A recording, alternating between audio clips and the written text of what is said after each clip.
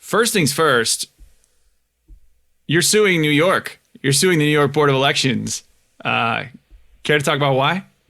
Yeah, they pulled the plug on the presidential primary in the state of New York. And I had a number of people reach out to me that busted their tails in New York getting hundreds of signatures so we could be on the ballot. Right. And there's really no reason for it because you're conducting other races and you can have people vote for president in the same way that they're voting in these other local races. So to the extent there's a safety issue, you can do it by mail like many other states have done.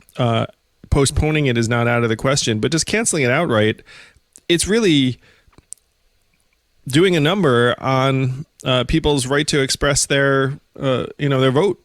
And for the folks who worked on my campaign tirelessly in New York and other parts of the country trying to get me on the ballot, and then to have that right just taken away for really no reason at all, it's anti-democracy. There's no good reason for it. Let's just let the people have their say, particularly because it's not easy to get on the ballot in New York in particular. Imagine being someone who stood outside and gathered signatures on weekends and, your nights and days off.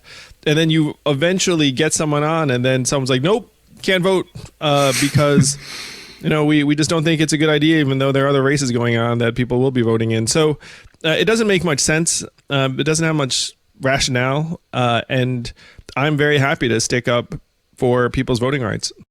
One of the things that was the hardest part of running for president is physically getting on the ballot. And it's like an absurd number of signatures in a tiny window of time for New York. So yeah, good for you for doing it. It's also a bad precedent, I think. Like just cancel elections. It's a really bad precedent to be like, you know what, this time, no need to vote. Because if you let that go, then then you can end up with some very disastrous situations where people don't think they like what's going to come out in the vote, so they come up with some reason not to have it. I mean, you need to, and I understand the context, and I certainly would not just have people vote from the safety of their own home. Like, I'm not out for people doing anything that poses any kind of risk. Right. But other states have had vote by mail for a long time. Mm-hmm. There should be absolutely no public health risk associated with that. And there's no rationale for canceling it outright. I mean, in many instances, some states have postponed it so they could put in vote by mail.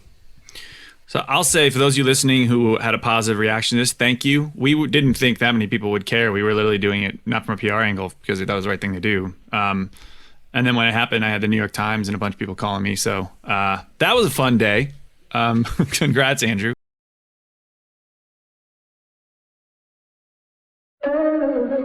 Team, subscribe for more of these type of videos.